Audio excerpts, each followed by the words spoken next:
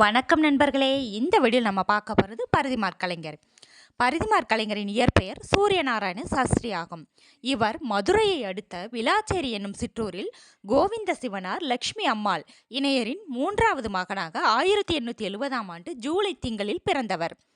பரிதிமாற் கலைஞர் தந்தை கோவிந்த சிவனாரிடம் வடமொழியும் மகாவித்வான் சபாபதியாரிடம் தமிழும் பயின்றார்.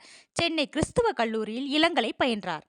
தமிழ் பயிலும் ஆர்வமிக்க மாணவர்களுக்கு தம்முடைய இல்லத்திலேயே தமிழ் கற்பித்ததுடன் அவர்களை ஏற்றமிழ் மாணவர் எனவும் பெயரிட்டு அழைத்தார். மதுரையில் 4ஆம் தமிழ்ச்சங்கம் நிறுவ முயன்றவர்கள் இவரும் ஒருவர். பாஸ்கர சேதுபதி தலைமையில் பாண்டித்துறை மேற்பார்வையில் பரிதிமாற் கலைஞர், உ.வே. சாமிநாதர், ராகவனார் ஆகிய பேராசிரியர்கள் துணையுடன் மதுரை தமிழ்ச்சங்கம் நிறுவப்பட்டது. பரிதிமாற் கலைஞர் தமிழின் மேன்மையை தாம் உணர்ந்ததோடு உலகிற்கு உணர்த்துவதிலும் தலை சிறந்து விளங்கினார். யாழ்ப்பாணம் சீவை தாமோதனார் பரிதிமாற் கலைஞரின் தமிழ் புலமையையும் கவிபாடும் திறனையும் கண்டு திராவிட சாஸ்திரி என்னும் சிறப்பு பட்டத்தை வழங்கினார். பரிதிமாற் கலைஞர் தாம் இயற்றிய தனிப்பாசுர தொகை என்னும் நூலில் பெற்றோரிட்ட சூரியநாராயண சாஸ்திரி என்னும் வடமொழி பெயரை மாற்றி பரிதிமாற் கலைஞர் என பெயர் சூட்டிக் கொண்டார். இந்நூலினை ஜி.யு. போப் ஆங்கிலத்தில் மொழிபெயர்த்துள்ளார். ரூபாவதி, கலாவதி முதலிய நற்றமிழ் நாடகங்களை இயற்றினார். அவர் ரூபாவதி, கலாவதி என்னும் பெண்பால் வேடங்களும் புனைந்து நடித்து நாடகக்கலை வளர்ச்சிக்கு துணை புரிந்தார். சித்திரக்கவி எழுதும் ஆற்றலை பெற்றிருந்ததால் சித்திரக்கவி என்னும் நூலை எழுதினார்.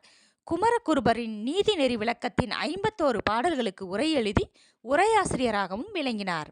பரிதிமாற் கலைஞர் மு.சி. பூர்ணலிங்கத்தினால் தொடங்கி நடத்தப்பட்ட ஞானபோதினி என்னும் இதழை நடத்தினார். ஞானபோதினியிலும் விவேக சிந்தாமணியிலும் எழுதிய கட்டுரைகளை தொகுத்து தமிழ் வியாசங்கள் என்னும் பெயரில் வெளியிட்டார். பரிதிமாற் கலைஞர் தமிழ், ஆங்கிலம், சமஸ்கிருதம் ஆகிய மொழிகளில் புலமை பெற்றிருந்தார்.